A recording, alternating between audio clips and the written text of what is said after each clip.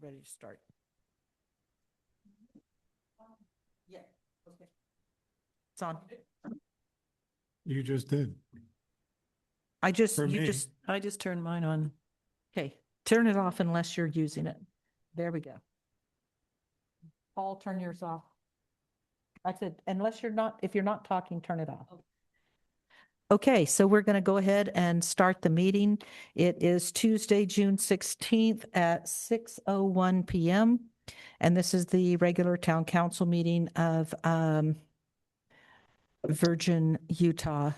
So first order of business is the Pledge of Allegiance. So if you'd please stand, we'll do the Pledge of Allegiance. Okay. I pledge allegiance to the flag of the United States of America and to the republic for which it stands, one nation, under God, indivisible, with liberty and justice for all. Have them come sit up front.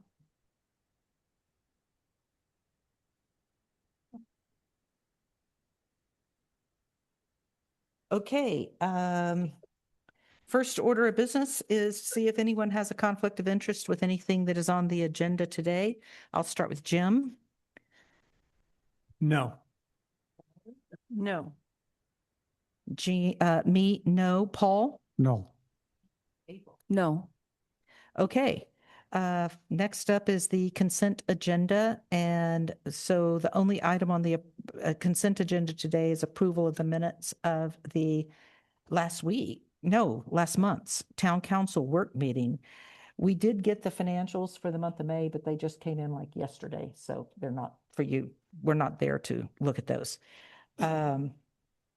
So I need a motion to approve the minutes. If everybody's looked at them and had your, it's still trying to load. I tried loading it. okay. only at- Oh, I know. I had something the other day. It did the same thing. It would not load no matter what I did. Okay. So Val, do you need more time then? What you're saying? Yes. Has everyone Okay. seen it? Yes.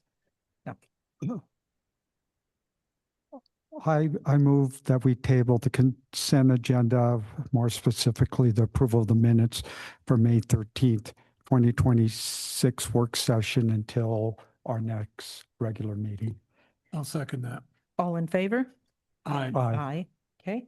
All right. Open forum. If there's anyone in the audience who has something you would like to talk about that is not on the agenda, this is your moment and you have 2 minutes. Okay. No, that is a no. All right. Council comments. If there's anything, members of the council has something you would like to share with the public that you think the public should be informed about, this is your chance to do that. Paul, anything that you want to share about that's going on with you in the fire district? Well, it's just not the public, but it's Not just the public, but other commissioners. However, because of the length of the agenda and the public hearings, I'll save it till next week. It's Okay. nothing rushed Okay. at this point. April, anything you want to say? So I thought the discussion of the wildland urban interface at our work meeting was really interesting. And they had indicated that we might get something on our website. And I haven't seen it on the website yet, so it would be I haven't good for received- the I have not received it. residents to be able to look at that and. I have not received anything from them that we Okay. could put on the website. Okay. Valerie, do you have anything? I do not. Jim? I do not. Okay. I had several meetings. Town council day is always a bad day for me. It's meeting after meeting after meeting all day long, nonstop. And I attended 3 different meetings already today, but I have really nothing to report on those. Okay, so we will get forward with the first item up on the agenda. And this was something that was added to the agenda at the last minute. This is for the new SCADA system that we need for the water tank. And so we were advised on Friday by the Water Conservancy District that we have 2 weeks, correct? Okay. So I know some of the town council members had questions that I could not possibly answer. So I would ask you to be here today so that you can answer any questions that the town council members may have about what's going on with the SCADA system and why we now have to have our own. So if you would come up to the podium and you could answer questions that, April, you said you had questions, and I think, Paul, you had questions too. So I'll let you take over with the questions you would like to ask. So first of all, I don't know if anybody knows what SCADA stands for, and I looked it up because I did not know. It's a Supervisory Control and Data Acquisition System. And what it does is it basically is the nerve system of the water utility, real-time monitoring and control of automation of pumps, tanks, valves, and other infrastructure. So I guess the Water Conservancy District always, we've used that system, the Water Conservancy District system. Yeah. So suddenly we're having to provide that system on our own. And I'm just curious why we didn't know anything about it until, 2 days ago? We found out about it 2 days ago as well. We were notified by the EPA and the state of Utah that the way we were doing our system, our SCADA system, which allowed outside users to access it, we had to change that immediately. And so we are following that directive, and we are actively moving our SCADA system behind secure firewalls, which will not allow outside users to access that anymore. So any of the members of the regional water supply agreements, people or towns, municipalities can't access your system anymore. Is that what you're saying? That's So we have to have our own system independent That's of that? And so are there any grants or anything that we can get any, that's an expensive system. And to ask a town our size to come up with that money just like that is the big ask, I think. Well, and we have been discussing this previously, Virgin's being proactive with getting their own SCADA system. I believe it's in active works right now, so there Oh. is. I will address this. We've known since January that we needed to get our own SCADA system. We didn't know until 2 days ago that we had to be off of their system in 2 weeks. That we were So just given a deadline the other day. I didn't know. Well, that. I didn't tell the town council. Oh, okay. We were advised back in January, I think it was January, could have been December last year, but I think it was just January this year, that we needed to have our own SCADA system, and we knew we were going to be needing it anyway because of the new water tank. And so we've been investigating for months and getting pricing and just taking our time and figuring out what we wanted to do about the SCADA system. And then we got the call 2 days ago saying, you got to be off in 2 weeks. I'm like, we haven't even chosen the system we want. So we've known since January. The town staff has known, and the Public Works Department. And I understand what a difficult position this puts Virgin in. I'm aware of that. But we are being put in a difficult position ourselves. And so we are trying to accommodate and comply with what we are being requested by both the state of Utah and the federal government, the EPA. And in the meantime, we will be actively working with Virgin and trying to help them get to their system. You will still be able to get alarms. And the system is actually still going to be working. You just will not have the ability to have eyes on what is happening. Our system will still be able to see it. So we'll still be able to work with you. I see probably the best scenario right now is while you are getting your own SCADA system, that our operators will be able to monitor what is happening within the Virgin system and work with Virgin in controlling that and operating it. And your operators will still get the alarms. And so that that will be beneficial as well. And there are options that I've been looking into that will possibly allow us to provide a way that you can see it and control it. But my focus is going to be getting our water conservancy district, our critical infrastructure in a place that allows, because it's going to require dramatic changes for us as well. And so I'm focused on making sure that our needs are met. And while we're doing that, we will have to be flexible and try to figure out how the external users will be able to meet their needs as well. How many other external users are making this change? You have a few, obviously. Yes, we have helped several external users, and they are all working actively to get on their own system.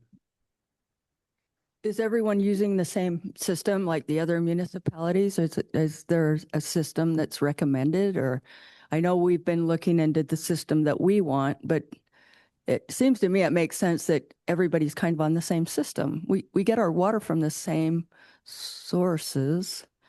And so in order to monitor that water, it would make sense to have everyone on a similar system so there's not like problems with. Really, it's kind of like a vehicle. And so there are there's as many different vehicles to get either skated to you as there are towns and different entities. And so the good part about it is they can all work together, kind of, behind the scenes, being able to transfer data back and forth. And so they don't necessarily all have to be the same. Tokerville just recently left our system and they used an integrator and they didn't use the same one that we use. I know Laverican has been going onto their own system and they're using a different one. Hurricane City uses a different integrator. So they all use different integrators. So The data can be passed back and forth, but so wouldn't that interfere with a firewall if you're still passing data back and forth? There's ways to pass the data. So if we have a site, like what we are going to be looking at is the meter from our system to your system. That meter data is critical for both systems. And so we can get that meter data and split it to my system and split it to Virgin's system. And then we both have that data and it'll go back to our systems separately. And so that data from the meters coming in as an analog, which is it's not really connecting our systems together. So I think some of it, I'm very familiar with SCADA. In my former life, we use it all the time. You're protecting operation of valves. In my end of things, it was switches, breakers, protecting those from anybody else operating those incorrectly or under a terrorist event, somebody getting a hold of access to that and preventing anything from being done. Somebody getting onto the system and opening a valve and dumping all the water down the street. Mm-hmm. That's what, separating the two systems develops. We'll have our own system that only our people can have control of. He won't even have control of our system because it'll be off our own system. So, and he needs his system separate from ours. So by chance, Eric's phone gets hacked by somebody and all of a sudden they're dumping all the water. Hey, let's empty Quail Creek. There it all goes. I think that's probably what the federal government and state government is going after on this. really it's allowing right now our servers are facing the internet. And so they see that as a major cybersecurity threat to our system. And so that is why they're coming down on us. And so that's why we're moving it back behind firewalls. In reality, it is It is secure. It is all password protected. You can't just access anything you want in there. I don't want people to feel like, yeah, the water district is completely wide open. It's not. The way they access that information was, we believe, not accurate. And so, but the bottom line is we are being directed to move this direction. And so we are actively moving that way and helping outside users get to that point as well. Okay, Paul, did you have some questions for the Water Conservancy District? Well, I think he, I think he answered it with April's question, because I wanted to know what the impact was if we didn't go to our own SCADA system, and if there was any penalty. I think I understand both of those answers, so I don't have any other questions. Like I said, your SCADA system isn't going to just shut off in 2 weeks. It's a self-contained system that our SCADA system is just dipping in there to see what's happening, and they can control, add set points and different things like that. But it can operate independently of our system. It's just a matter of Virgin's operators being able to see what's happening and change set points. What he was asking was if we did not go with our own SCADA If system. we did not go with our own, what's the effect? That's what he's asking. How would we control our water tanks if we didn't have our own SCADA system and we're kicked off your system? What do we do? Well, at that point, when our servers go behind the firewalls, and that intermediate time, our operators don't have to work with your operators to make sure that the system is operating as Virgin. So you call whoever his contact will be and say, hey, our tanks need to be set to this set point. Can you change that for us? Yes, we can change that for you. And then the alarms will still go out to Eric or whoever the operator is at that time. And so he can see what that alarm is, go check it, communicate with our operators, and make sure any changes are made. Well, will we have basically, if we were not to get our own SCADA system and we get kicked off yours, do we have any control over our water tanks? You personally, well, Virgin personally at this point, no. Okay, that's what I want. I figured that was the answer. We could, there's always a could. No, that's not the issue. The question was purely if we were off your system and we did not buy our own, what would we do? So basically, we would not be able to control the water tanks.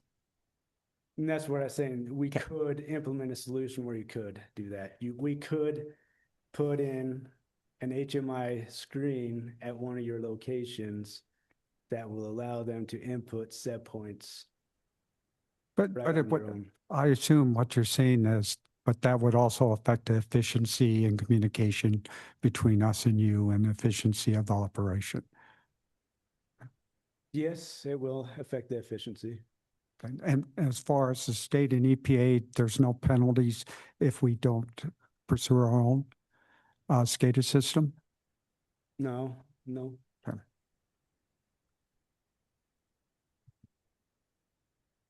Would you recommend any town to not have their own SCADA system in this situation where we are now? No, I would recommend to have a SCADA system. Thank you. Any other questions for Water Conservancy District? If not, I'm going to move on to asking Eric and Nick to explain to us why they've chosen the system that they would like to get. Okay, Nick and Eric, you guys can come up and explain to us why there can be two people at the podium. I can put it in layman's terms real quick. It is the heartbeat of this town. We have not chose the Bugatti of systems. This is the Chevrolet that we are very comfortable in driving. It will do anything and everything that we want it to, and it is very upgradable in the future. And it will give us the means of being in charge of things that we have not in the past. We have been very limited on what we can and cannot do. And with that, I'm going to bring it over to Eric to kind of explain a little bit more about that. Okay, Eric, explain why you like the Simply SCADA system and why we need to have a SCADA system. The one I've chose is more for simplicity, user. It's going to be best for us as a user. As far as alarms, it has the most options. Instead of just getting an email or a text, it'll do a phone call, which currently we cannot do. We only get a text. So if you don't hear that text, you miss that alarm. It doesn't text you again in 10 minutes to remind you or to let you know. It's secure. It's no hardware. So we wouldn't have to have servers. We wouldn't have to have computers or anything like that at any of the sites. So it's all a cloud-based. Their security is really good. I've talked to Scott Ashby with APCO, and he can answer a lot of these questions probably a lot better than I can. He knows all about it, and he's explained a lot of those to me. If you guys have any questions on what we're looking to get. This is currently the system that Tuckerville has. We have firsthand demoed it with them, and the ease of it is phenomenal compared to what we have. If you've ever been in charge of a water system before, you don't sleep at night. Yeah. When I first started, I was simply getting an email. And I don't know how many of you guys wake up to an email in the middle of the night. We finally got upgraded to a text. And this is going to be the next step to where it goes from the chain of command, to where we can ensure that water is going to be where it's supposed to be when it needs to be. Okay. Thank you both. Do you guys have any other questions for them? No issues with, using cellular. You've checked all 3 tank sites, no issues. Yeah. Tel signals, I see that's what they're mainly The using. only issue would be the new East tank does not have line of sight. And that's currently what we're using as line of sight from the Mesa tank to the main tank. So I think cellular is going to be the option. The other option would be radios. But then that's more equipment that we got to maintain. If a radio goes out, you got to try to scramble to find a radio to get it replaced. So that communication's still there. Yeah. And then there's redundancies also. We can have both. So Scott would be able to answer those questions. Okay, so that was going to be my next person is Scott's online still, correct? Yep, I'm here. Yes, there you are. So Scott Ashby is attending by Zoom, and he is with APCO, who presented us with the 3 different bids here. And I was wondering, are you like a broker with these different SCADA systems or what? So Since we're what's called an integrator. We help implement the technology. So I can control the microprocessor that controls the system. I actually implement these things. I will be the one that's actually programming all of the graphics and connecting this input and output to this graphic. So we're what's called a systems integrator, which means we just make all the different technologies work together. So I do the controls and automation for Washington City, Ivan City, now Tokerville. So I am here locally in St. George, which makes it very handy to not have to, call somebody and schedule them out, a week in advance. Which was another choice, is having somebody local that can handle it on site when needed. Okay, and I noticed, so of the 3 bids that we have here, Simply SCADA, Ignition, and VT SCADA, Ignition is what we have right now, that we're using through the Water Conservancy District. And that's the one that you were saying is much more complicated than the Simply SCADA system that you guys want to use. Okay. Does anyone have any questions for Scott about the 3 different bids that he submitted? He's the one who submitted the 3 bids, the 3 different options of the different, what would we call them? providers? The Service service, pro- the okay. SCADA service. What's your timeline if we decide this is the way we want to go? What's timeline of installation? So I talked to, we have to build a control panel. Down at the valve, there is a control panel that is the district's. And like Mark talked about, we're gonna have to put our own control panel there and then share a signal from that flow meter with them. So we need to build a control panel. Our control panels, our panel shop said we actually can turn that panel out around probably in about 2 months between purchasing, receiving the hardware, building the panel. We can probably get you here in about 2 months. I can have the programming done by then. So I would say within 3 months, we can have you guys up online. So how is, if we have to be off your system in 2 weeks and it's going to take 2 to 3 months for this new SCADA system to be implemented, how are we going to work with Water Conservancy District between now and then? We would have to communicate daily with them.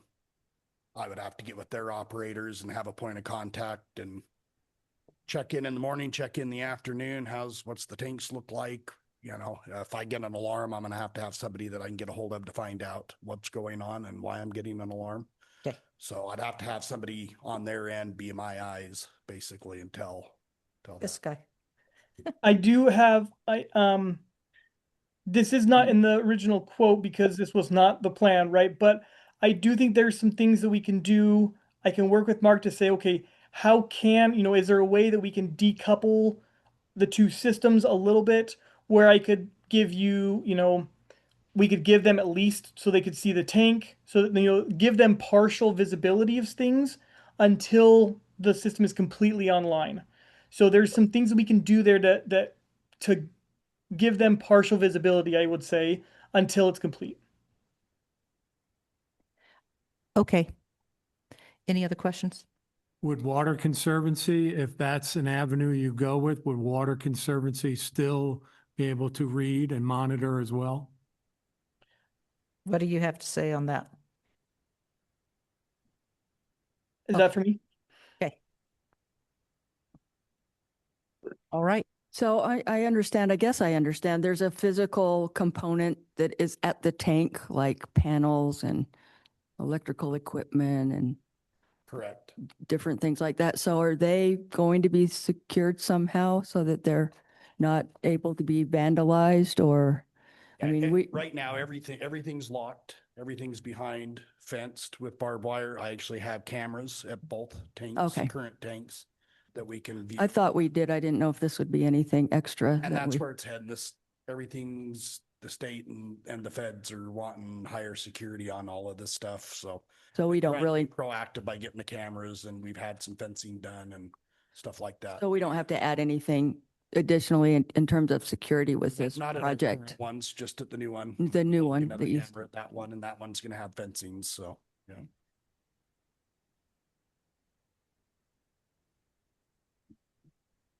Okay. Then thank you both. The next person up is Rod, who's going to explain how we're going to pay for this. Or at least how Rod would like to pay for this. Mark has a different idea. Bye. Thank you. Thank you, Council and Mayor. So this project has been anticipated for a long time, probably dating all the way back to when we started talking about the East Tank. So it's not a new idea. It's when we add the additional tank, the East Tank, to 2 tanks, it's not a matter of, oh, we've increased our system a third. The complexity related to balancing the water flow, the water levels gets a little more dicey. And so we've been talking about upgrading the system as part of the East Tank project for a long time. Having said that, what has happened since we had those ideas is we have been working with Washington County Water Conservancy District about getting our own system, as the mayor mentioned, for a period of time. It's time. as we get closer to bringing the East Tank online, we're going to have some additional challenges to make sure that we optimize the use of our tanks. So there will be some, in addition to the SCADA, there will also be some expense for some additional valves and some other things in the system that have already, again, been anticipated within the context of the East Tank. Now, having said that, my thought was we have impact fees associated with the growth of our community, and this project is qualifies well for it and is part of our capital facilities planning. We don't absolutely have to use impact fees here. We have some funding from the East Tank project that we could use here, but we're actually modifying the entire SCADA system, not just the East Tank. In fact, the East Tank will be the last tank to come online with this new system. Okay, so what I wanted to point out to the town council is that the loan that we got from the DWQ for the east water tank, that after we got the loan, sometime they approved, it's just like that they approved us for this loan. And then when we actually got pricing to get started on this year, it came in much less than what the loan was for. And the DWQ has already said that we did not have to revise any of the loan papers, that we go ahead, do the water tank, and that the rest of the money, and it's about $1 million, that we can use this for water projects in town. And instead of revising all the papers. So we have a choice of paying for this out of some of the loan money, the $1 million that we're going to have left over from the, unless of course there's a lot of, what are the word, change orders from the current company that is doing the construction of the water tank. Keeping our fingers crossed that there's not a lot of change orders, we'll have quite a bit of money left over for water projects in town. And so we could use 110 out of that to pay for this, or we can use impact fees. Those are our two choices. So,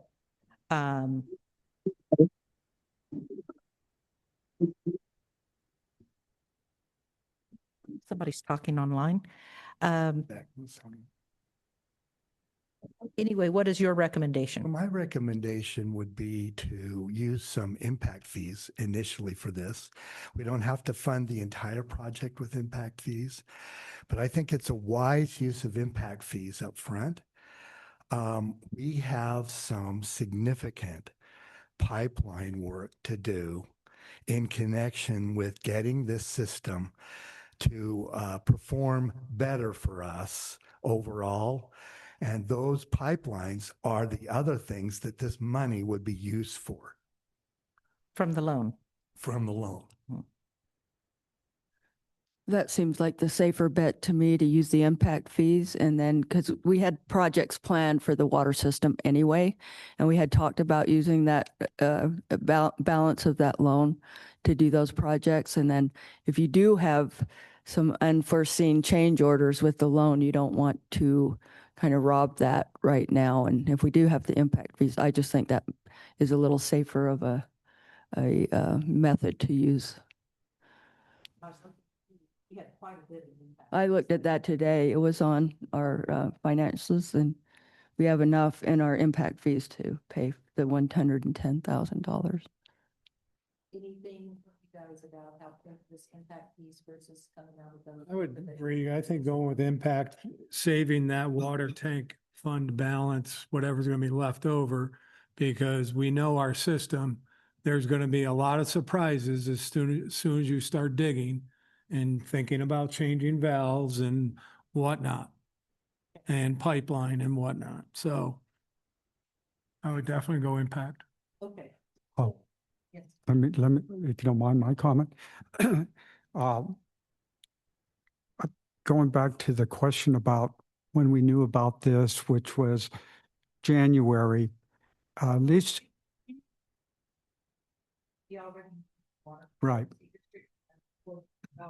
This has been discussed for over a year. For over a year. So what we did is we implemented a capital improvements program to try to avoid these type of surprises, and we'd start to plan that out. Unfortunately, this year we kind of put it on hold because we were transitioning before with the new town manager in that process. Nobody's fault on that. I just want to point out that this would have probably been through one of the project requests that we got if we had ran through it. So I have no problem with the time frame and knowing, because we would have ran it through the CIP committee, and then it would have came up here, and then we would have had to decide which projects to serve first, which one doesn't. I agree with the analysis to do the impact fees because not all of the pipeline will qualify for impact fees. So let's use the impact fees for this, saving whatever left over we have for the projects that will probably not qualify for impact fees that we desperately needed upgrading, especially in the old part of town. So I'm on board with the analysis and the funding if that's what the town manager is going to recommend also. So the last thing then, so we can vote, this was to award, whether we're going to award this to use Simply SCADA, Ignition, or the VT SCADA. And as Eric and Nick both explained, they really like Simply SCADA. They would like to use that one, and of the three bids, this is the lowest bid.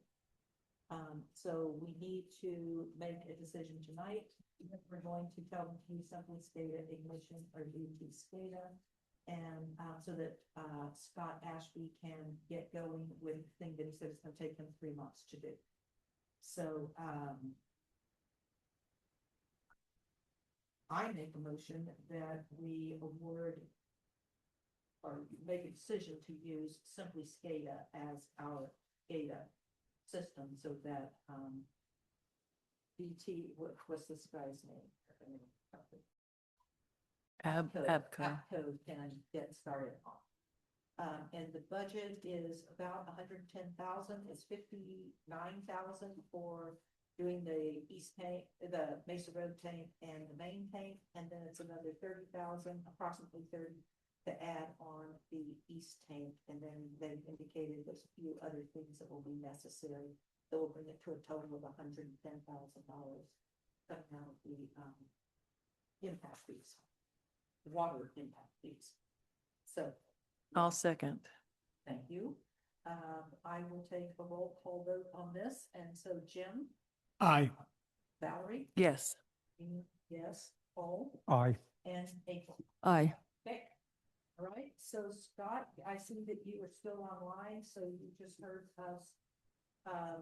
Now the next question I have, is there any sort of contract I should be signing? Because I asked about this already, and you indicated that you didn't have one, which surprised me for this amount of money that you wouldn't have a contract for us to sign. So, what's the deal with Scott?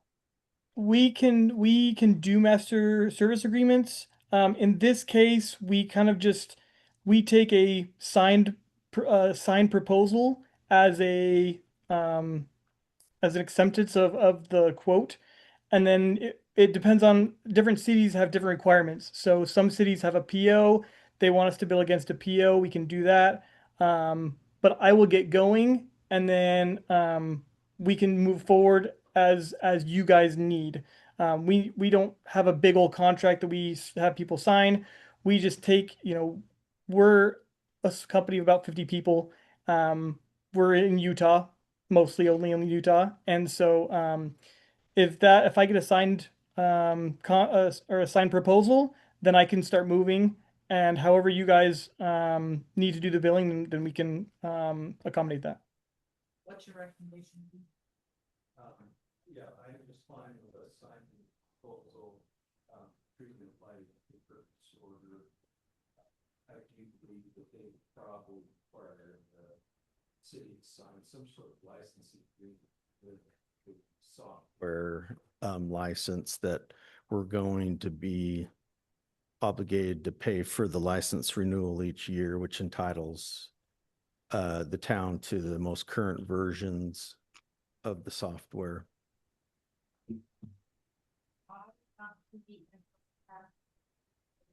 Requiring signature for license is another document you can send us, Scott. You see it? I don't see it. No, but I think you could write under the end of the proposal, on the blank page 9, you could probably write accepted, Virgin Town, signed, yeah. Okay, Or we could do a PO. thank you, Scott. And thank you, Rod, and Aaron. I have one question. It said sales tax will not be charged if a Utah State sales tax exemption is provided or on file. And they've got sales tax in all these Okay. items. We'll make sure. And it that- adds up to quite a bit of, like a few $1,000s. Well, the sales tax for Simply Skate is 1262. Those other two are different bids. But I'll make sure that the sales tax is removed. Okay. We'll make sure that they have the tax exempt certificate, Okay, et cetera. good. Okay. So Nick and Eric and Rod, you guys are free to go. That's why I put you first, so you guys would be free to go. Okay. Go what? Okay, bye. Talk to you guys later. Okay. Next up is a public hearing. We're going to have a public hearing on 3 different items.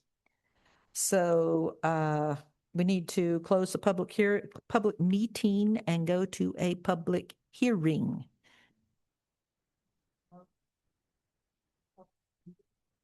The public hearing. I'll second. Okay, so the first item up is the final budget for 2026. Last month, we adopted the budget for next fiscal year, and this is just the final budget that we have to adopt by the end of June.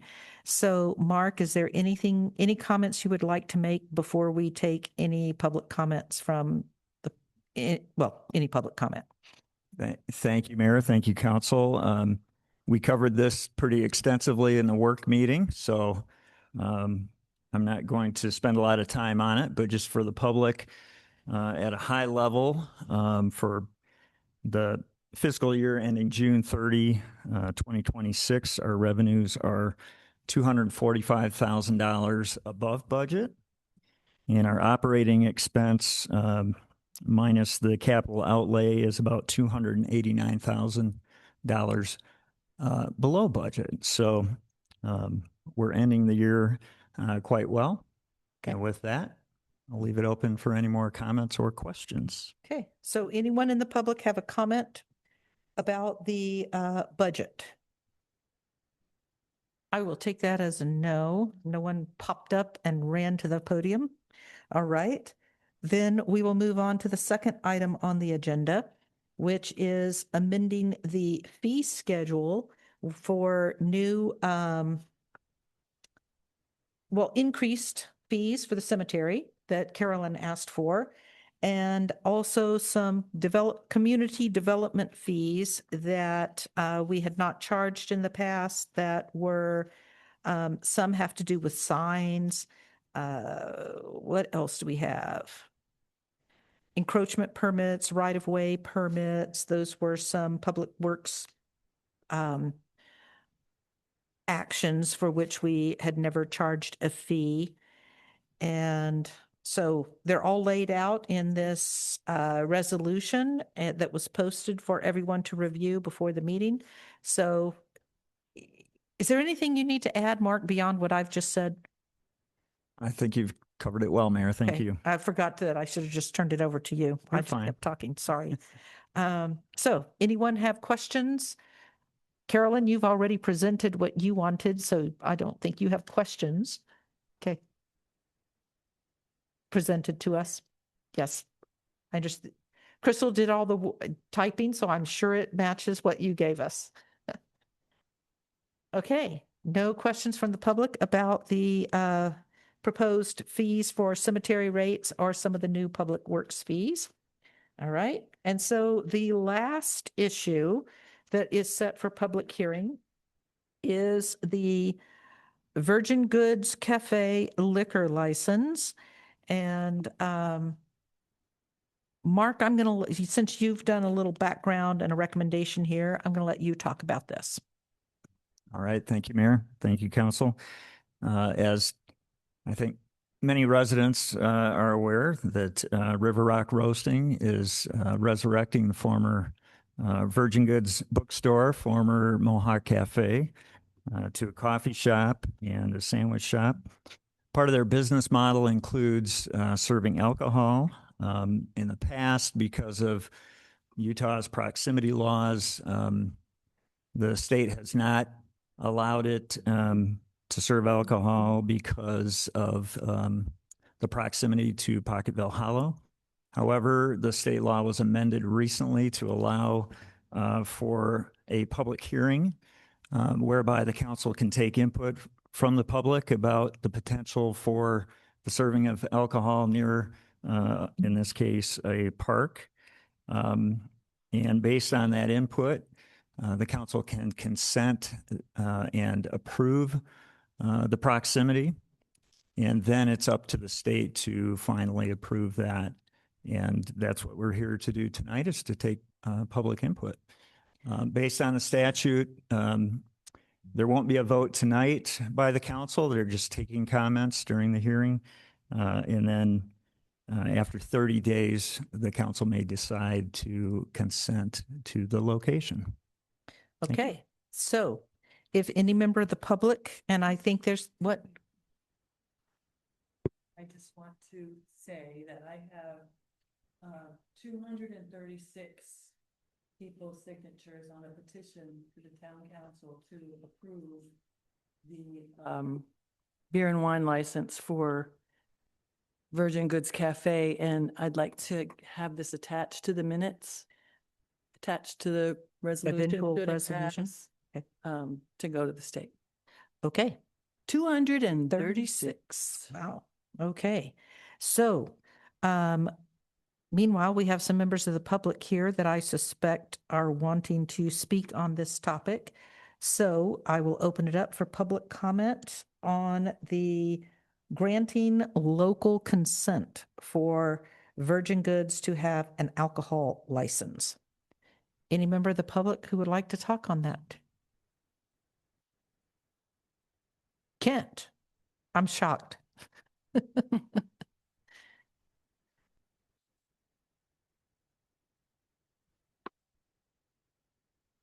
Mayor, Town Council. Some might say I do not go quietly into the night.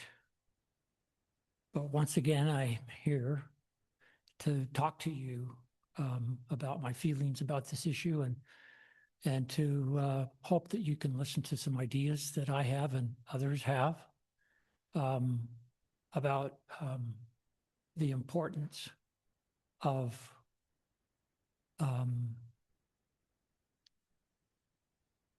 Virgin Goods and their request for town support for a liquor license. That seems to be moot at this point. I think that the state has bailed out the town, and I think they'll get their liquor license.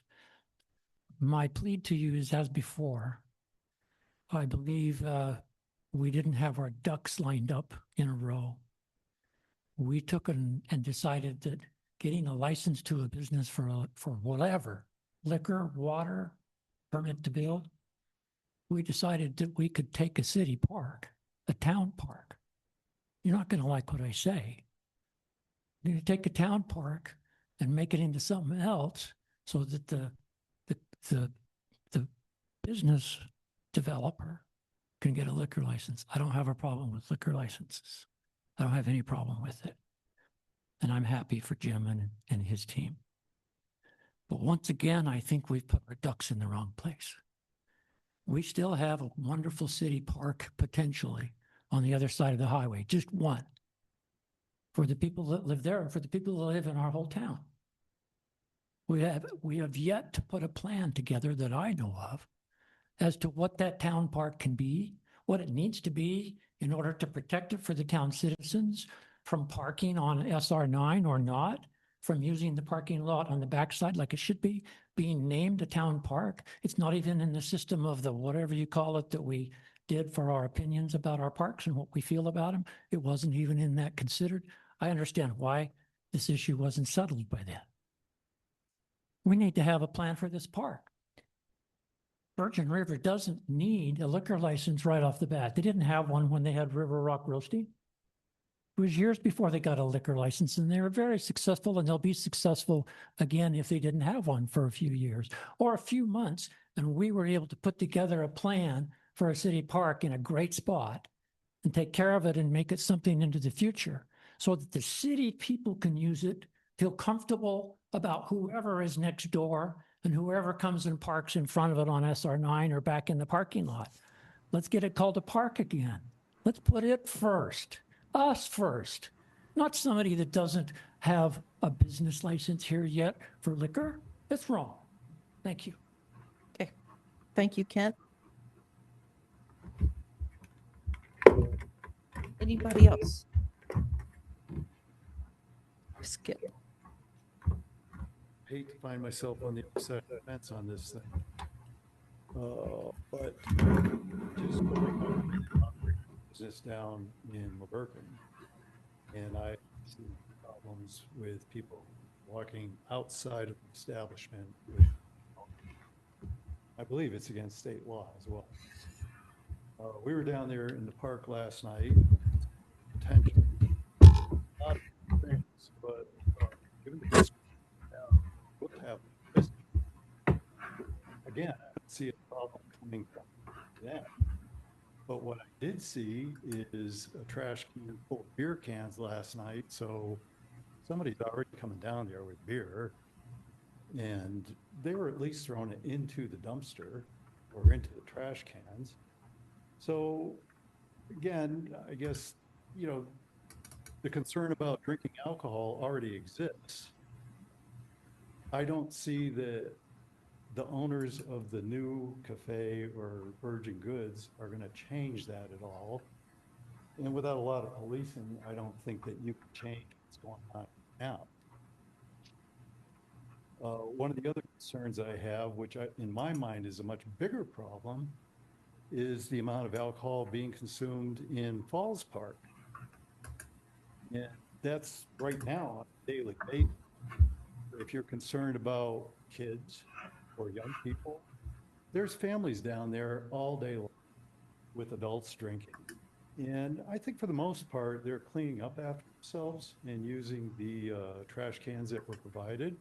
But still, I come across glass on a daily basis, beer cans on a daily basis. So, you know, I guess I would say pick your biggest problems to deal with first. And from what I've seen, again, with the establishment of Workin, there doesn't seem to be a problem outside of the establishment there. I don't think there's one there. You know, people come in, have a beer or two, and they're gone.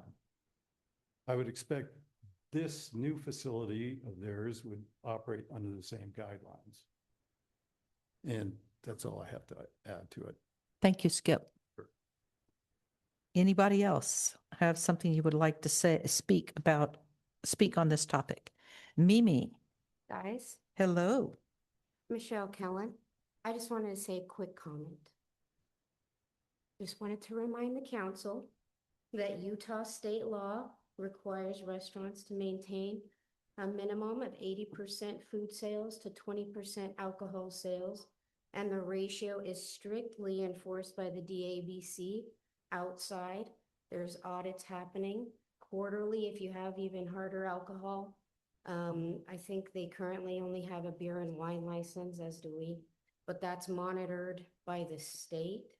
And so the state's built in safeguards. And I second what he said in a different way, to speak to the business that they already run, that they are clean and maintain their property and have a lot more foot traffic in Laverton, to prove that they're capable of, running a safe business. Thank you, Michelle.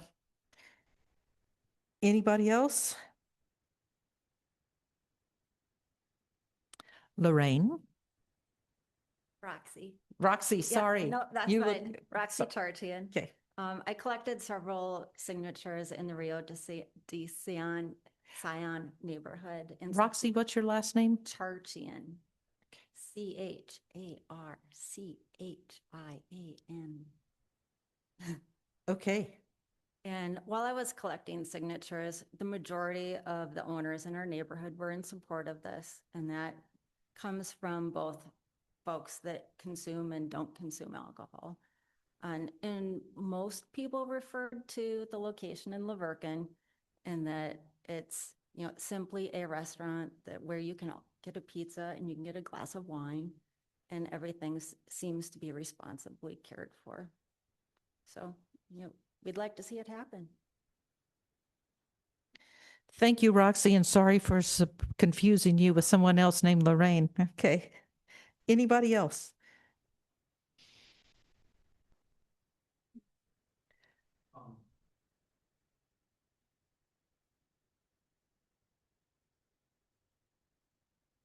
Liquor license, they cannot sell liquor to go. For Okay. instance, can you give me a to-go cup? Well, you can't do that. And so it would only be consumed on premise, at least the way I understand Utah's law. Thank you, Heath. Tammy Clay, Rio de Sion. Okay. I'm one of the residents that signed that. I think they would be a great thing to be able to ride down and have a burger or a sandwich and enjoy a glass of wine or beer with that. And I think it would bring great revenue for our town here. And I think probably a lot more revenue as not only locals, but all the visitors and people that are traveling on SR9 out there. I think would be a great addition to be able to have that. And I think that'd be more at this point than obviously like the gentleman spoke about the park. So I would like to see that happen, as many of us here would. So I appreciate that. Thank you. Thank you, Tammy.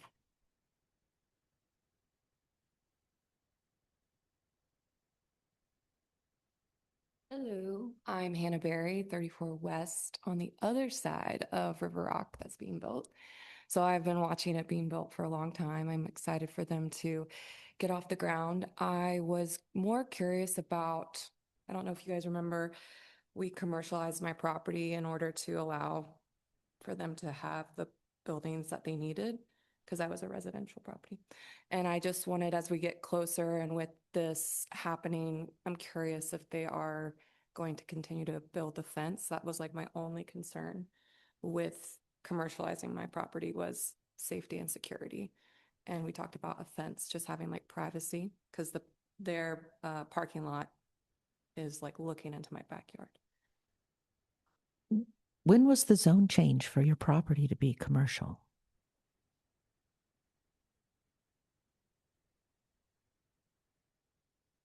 Do that, it got rezoned, her property commercial. I don't remember particularly if there was an actual condition of approval, but my question would be on the approved construction drawings, we need to look to make sure that a wall is identified and shown on the plans to be built. Okay. Probably like 2 years ago. Yeah, Okay. I remember when it happened. So, like, I have no problem with, Yeah. I've signed for them having a liquor license. So you just want us to make sure that the wall gets built? Yes. Okay. Yeah. Mayor, staff will be happy to review the site plan and touch base with Ms. Berry on it. Our new town planner is going to be making a note to follow up on that. I met Riker. with him earlier. Yes, thank you. Thank you, Hannah. Anyone else?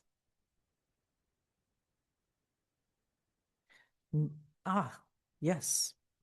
Carol Blusenwald. And I just wanted to pretty much second everything everybody said. And I thought it was interesting that these guys got up. Sorry, I missed your name. and talked about that zoning. And it ties right back to what Ken was talking about. And I even made a point of not having any problem with them getting their commercial zoning, but that at that time, we put the horse in front of the cart, the cart in front of the horse by not having all of the procedures in a row before we gave them, or before their commercialization was quite given up. And I had written an email to all you guys at that point. Just because it's a slippery slide once you start trying to do things other than the way they need to be done, that can be consistent going forward. And that's all I wanted to say. And I think it's a good thing going forward, but just kind of make sure that it's done so it is seen as on the up and up and not something underhanded, because that, as I said, becomes a very slippery slope. Thank you, Carol. Anyone else? Chuck. Good evening, Chuck Matzler. I spoke to several of my neighbors and they're all in favor of this. Not all, most of them are in favor of this, the ones I spoke to anyways. And I'm pretty certain they only serve breakfast and lunch. So now they don't do dinner, do they? No, I don't think so. Does River Rock do dinner? They do have dinner? Yeah. Okay, I didn't know. But I've never been there for dinner. Good pizza. Okay. the proximity of Pocketville Hollow, like people have said, is not probably an issue because everything's on premise, and I'm in favor of it. So that's all I say. Thank you. Thank you, Chuck. Carolyn. Carolyn Matzler. I just want to say, how do you say it? I agree with giving them the beer and wine license. And like they said, people can go to the store and get beer, wine, take it to the park anyway. So, I mean, and just by, not just that they're my cousins, but they do run a really nice business in Laverkin already, two businesses in Laverkin already. And you can see the parking lot is full 24/7. So it's just, I think it'll bring really good to our town and give us another thing that people can come to do and just enjoy themselves, sit out. I think they're going to have a back place where you can just sit out and enjoy. So it'll be nice we used to have bars and we used to have the post office, which everybody says and everything, where people got together and talked. And I think we need that again. So that's what I think. Thank you very much, Carolyn. Anyone else? Take that as a no. So I will accept a motion to close the public hearing and go back to a public meeting. Make a motion to close public hearing and open the public meeting. I'll second that. Okay, all in favor? Aye. Aye. Okay. All right, so now we're on to motion and vote on these issues. So first up is Resolution T, which is voting for the amended budget. So let's see, find that resolution.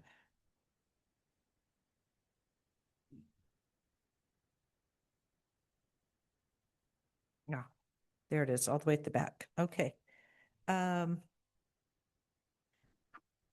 If there's no further discussion, and we've talked about this, as Mark said, at the work meeting and tonight on the budget. So is there any further discussion, or shall we just have our vote on the resolution to approve the budget for this fiscal year? I move we approve Resolution R 2026-T, amending the 2025-2026 fiscal year budget. I'll second that. All right, we will do a roll call vote. Did you have something you want to say? Yes, I know. I will start with April this time. Aye. Paul. Aye. Jean, yes. And Valerie? Yes. And Jim? Aye. Okay.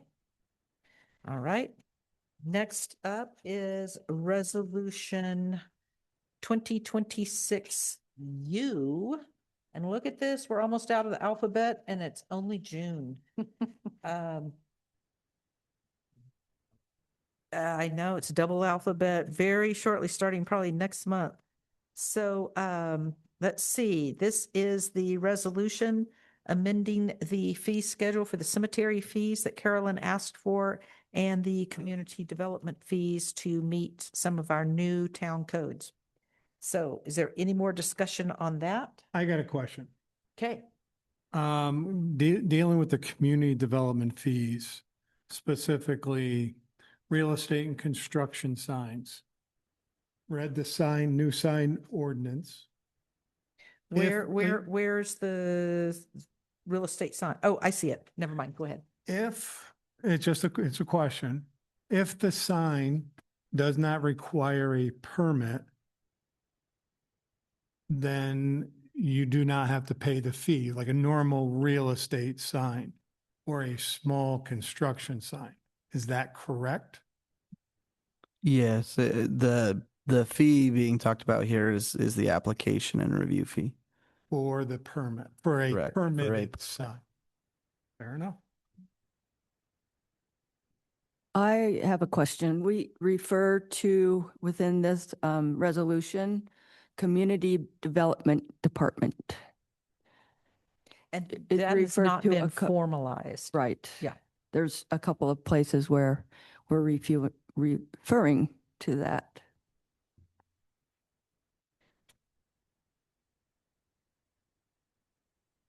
I will wait to hear what Heath Snow has to say on this because he's the one who recommended that we change from Community Development Director to Town Manager on the JUC ordinance. So where is this in the resolution? He's looking at the resolution and can't find what you're talking about.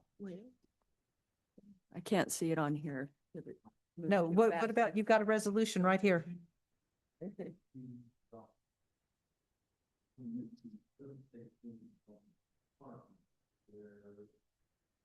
There is one place where I believe it says Community Development Department, and I am, yeah.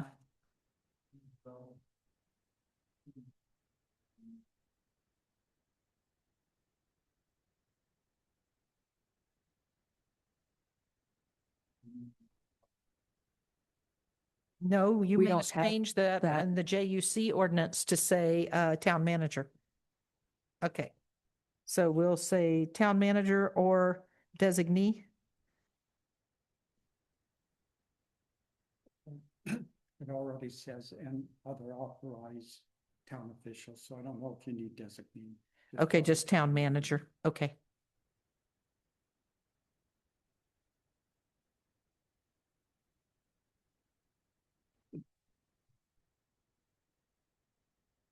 What about the town? Oh, okay.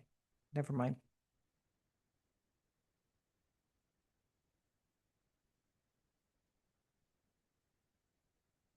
All right. If that's the only change, then I need a motion to approve Resolution U with that one change from Community Development Department to Town Manager. Okay, I will make the motion then. You guys are going to be quiet. Can't see it. I make a motion that we approve Resolution R 2026-U, which is amending the town fee schedule to revise the cemetery fees and establish some community development and public works permit fees, and to adopt a sign permit fee schedule pursuant to our town code. And with one change that is on the page 3 of the resolution under section 6, Community Development Department should be changed to Town Manager. I'll second. Okay, again, a roll call vote. So this time I'll go the opposite way. Jim? Aye. Valerie? Yes. Jean, yes. Paul? Aye. And April? Aye. Okay. All right. Next up is the joint utility ordinance. And we did note, April, your concern that the words Community Development Department were not changed to Town Manager, but when we make a motion to approve the JUC, we'll just have that put into the motion. Is there any more discussion on this? Because we've talked about this at work meeting. Any more discussion beyond what we talked about at work meeting? So we would just make the motion and say wherever that Yeah. is said, then Mhm. we change that. Yes. I move for approval of ordinance 2026-06, an ordinance amending and restating chapter 1620 of the Virgin Municipal Code to establish a joint utility committee, JUC, amending subsection 16.18.12, parens F, parens 1, to designate the, we're going to say town Manager. as the administrative land use authority for final plat approval, repealing references to the Development Review Committee and providing for coordinated utility review of development application with amending the term community development director in the ordinance to town manager. I'll second. Town manager designee, I accept that. I still second. All right. All in favor? Aye. Aye. Aye. I assume this one did not need a roll call vote since it didn't involve money. Okay. Next, the ordinance permanently banning, I thought we took off the word permanent, banning the discharge of fireworks within the municipal boundaries. We took the word temporary out. off. We took the word temporary out, but I didn't I think don't we think we replaced it with. need I don't think we need, permanently. right. I don't think we need the word permanent. Okay, so we can take it out from the title when we make a motion to approve. We'll also say remove the word permanently from the title. Okay, fine. Is there anyone in the audience who wants to make a comment about banning fireworks during a drought? No comment. Okay. All right. Motion? I'd like to make a motion on ordinance 2026-07, an ordinance striking the word permanently, banning the discharge of fireworks within the municipal boundaries of the town and setting a criminal penalty for violating said ban. I'll second. All in favor? Yes. Aye. Aye. Aye. Okay.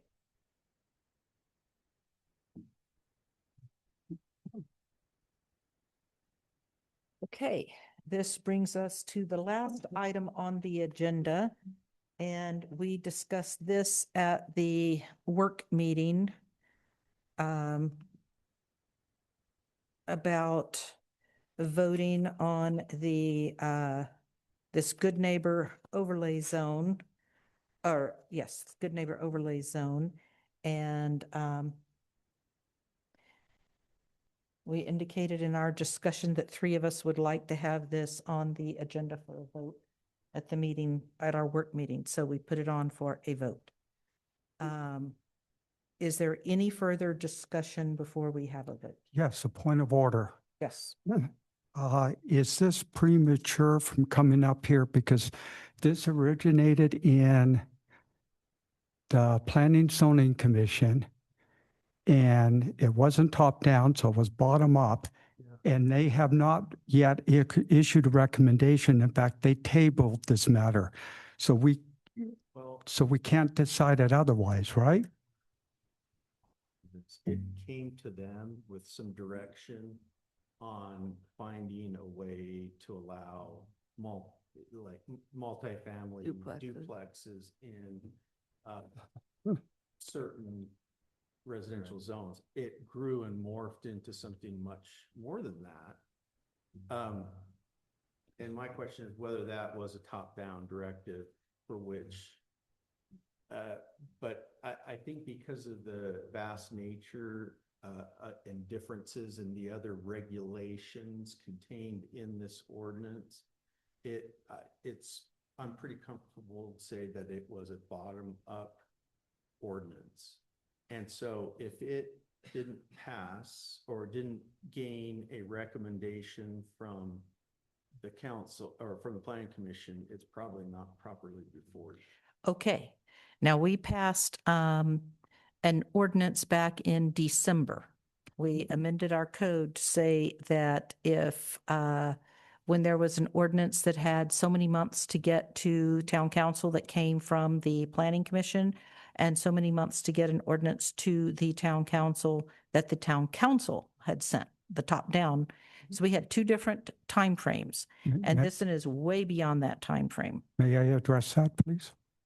Yes, just a minute. However, if necessary, and I have no objection to doing this, but you know, there's a new code that goes into effect September 15th that says that I can wait until September's town council meeting and I'll bring this back up at the September council meeting, because the new ordinance effective September 15th says the town council can take any ordinance from the planning commission without a recommendation and dispose of it how they want. And so I will put this on the September agenda using that ordinance because it goes into effect September 15th. So that's a state ordinance, That's I a guess, state Utah ordinance. state code? State code.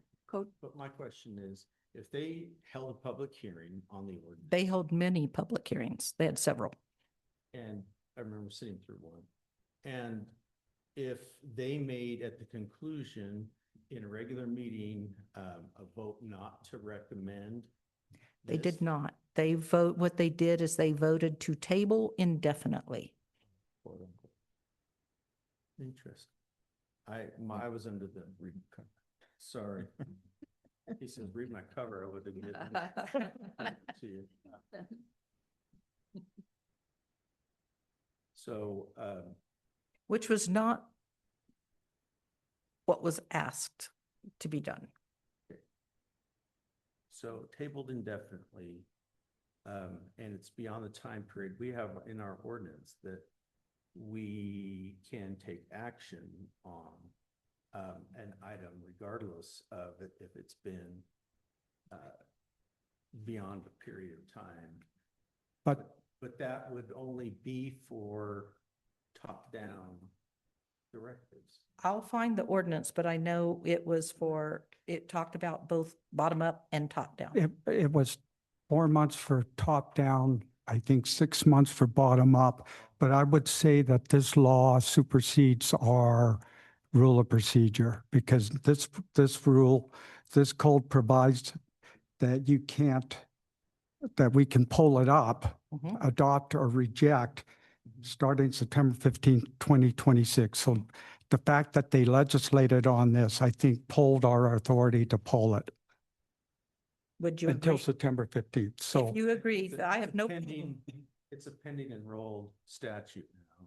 Yes. That has an effective date forthcoming. So it's kind of like, we always talk about the pending ordinance doctrine. Mhm. It's the same thing for the state of Utah when they're dealing, it's a pending statute that is passed through the full legislative process. It's enrolled and it simply doesn't have an effective date until September. So maybe what we ought to safely do is to wait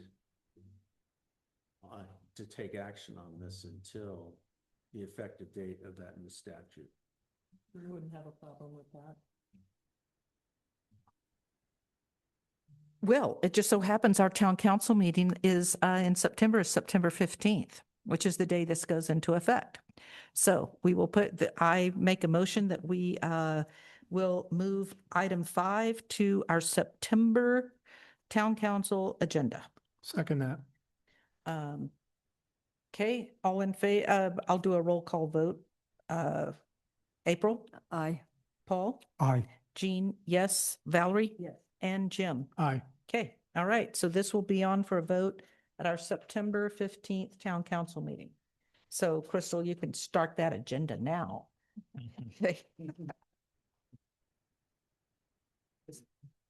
Okay, so we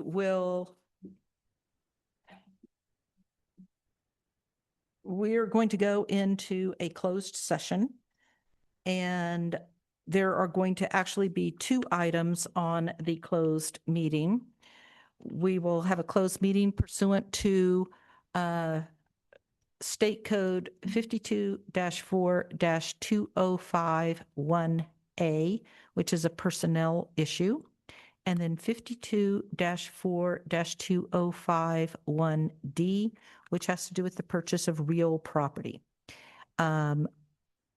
We plan to have this closed meeting is going to take place in the conference room. It's already set up with the documents for us to look at.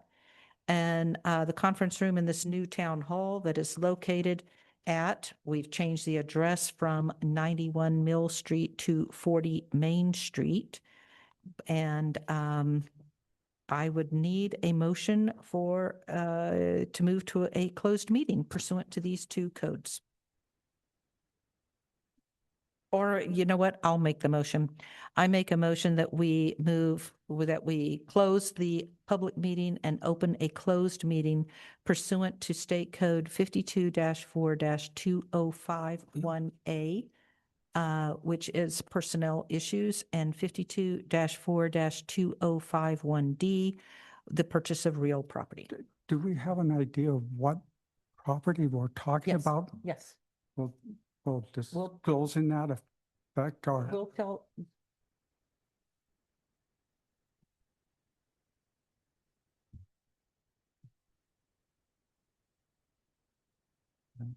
And we've had closed meetings on this property. No, I before. know, but I also have to make the decision as to whether to go into the closed meeting. So my question was, can we disclose? And the answer, I think, is probably not in this case. Would it affect our bargaining power if it doesn't, then disclose the nature. But if not, then let me know that it could affect the bargaining power. Okay, thank you. So I assume it will affect the bargaining. Okay, that's all I need to know. Okay. Roll call vote. April? Aye. Paul? Aye. Jean, yes. Valerie? Yeah. Jim? Aye. Okay. All right. So we are going to move to a closed meeting in the conference room. As I said, papers are already on the conference room table for everyone. You don't need to bring all your stuff. We'll come back after the meeting. No, you don't need to bring all your stuff. We'll come back.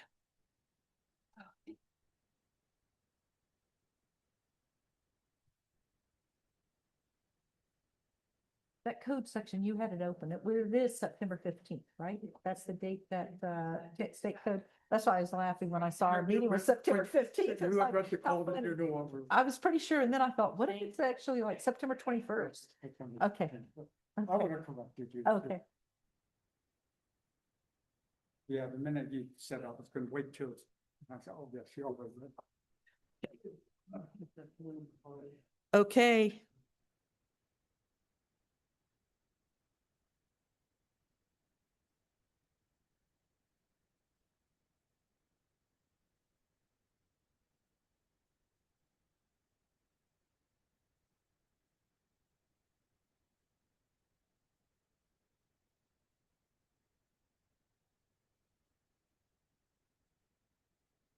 No, I'm just saying, I'm leaving my stuff here.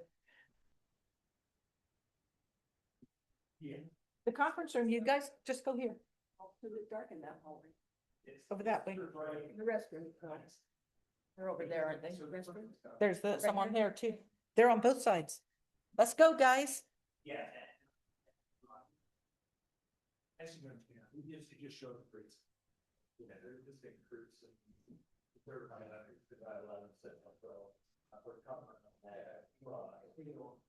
no, I understand that. I got a side phone.